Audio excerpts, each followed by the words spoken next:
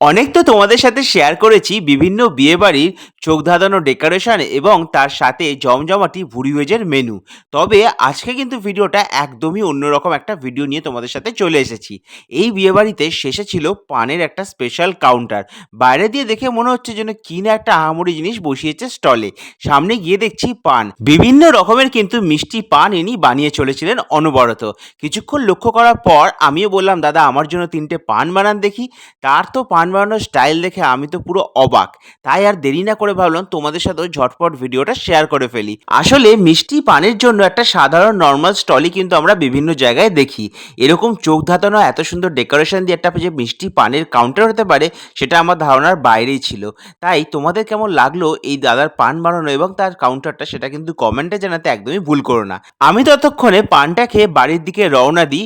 তোমাদের যদি সম্পূর্ণ ভিডিওটা ভালো লাগে একটা লাইক করে যেও আর সাবস্ক্রাইব ফর মোর।